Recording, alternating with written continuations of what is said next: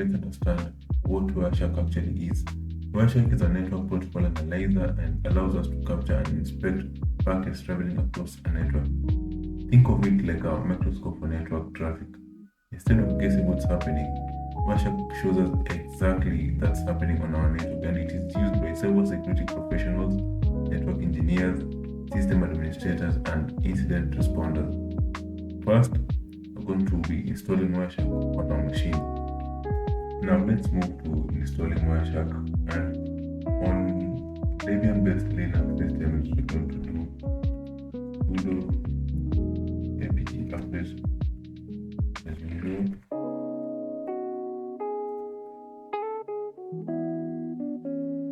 So when the update is complete, now we'll do the sudo apt install Wireshark. And so we see the Wireshark is already installed, and to verify our installation, we're going to do Wireshark version, and this will show the version of Wireshark that's installed on our system. So what we're going to do next is we're going to launch Wireshark. So we're going to open Wireshark using the sudo Wireshark and we get the graphical user interface.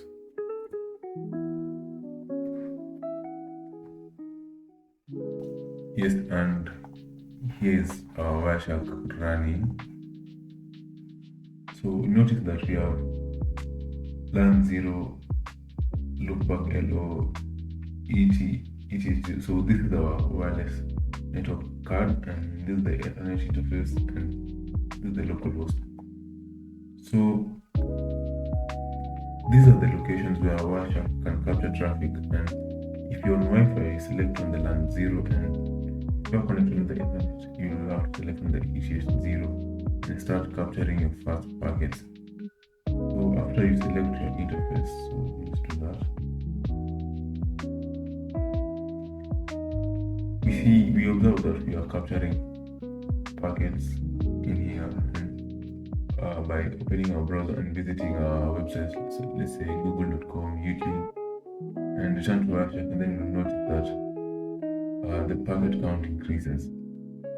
So what I'd like you guys to know right now is understanding the interface. So Wireshark is divided into three sections. We have the top part here for the packet list, and then we have the middle part where the packet details appear, and then we have the packet bytes at the bottom.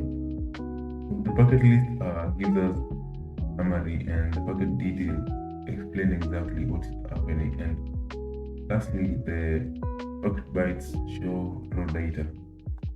So this is the raw data that's shown for the packet bytes. Yes, so notice the traffic keeps on appearing, and this is creating a lot of too much noise, and capturing everything like this is creating noise. So we have to filter for a specific traffic that we need. So we'll say, for example, we need to filter for DNS.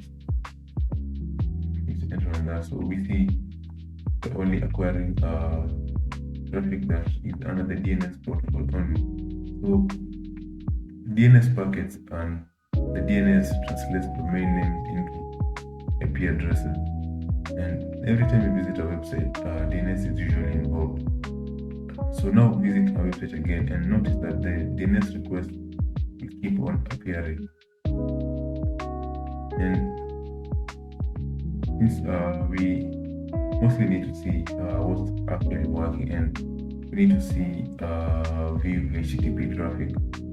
So you're still going to apply HTTP here to view, but since most websites these days use HTTPS, so this is quite different. We're going to use TLS to filter for HTTPS, and Here we're capturing a lot of packets from the HTTPS, and even though the content is encrypted, you can still see important metadata because HTTPS data is encrypted. So let's now move to finding IP addresses and select on any packet here and look for the source and the destination as received. So we have the source in this column and the destination here, and these fields tell us who sent the packet and who received the packet.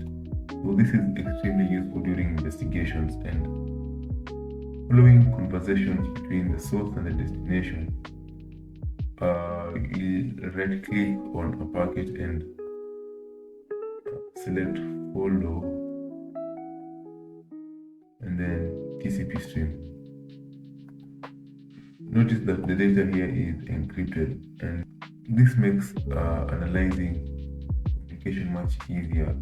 Following a specific stream, and in Wireshark, it reconstructs the conversation between the devices, making analyzing much easier. And statistics, and we select from the statistics here, and then we have protocol hierarchy. This provides an overview of protocols observed during capture, example the TCP, UDP, and the HTTP. So this gives us a quick understanding of network activity, and you learn Wireshark because Wireshark is useful for troubleshooting networks and investigating incidents, understanding protocols, malware analysis, and security monitoring. If something strange happens on a network, Wireshark is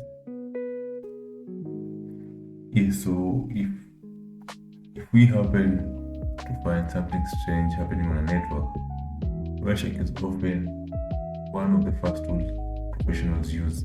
And that was it for Wireshark overview and what Wireshark is and how to install it, and how to capture packets, how to filter the traffic, inspect DNS requests, and analyze conversations, view protocol statistics.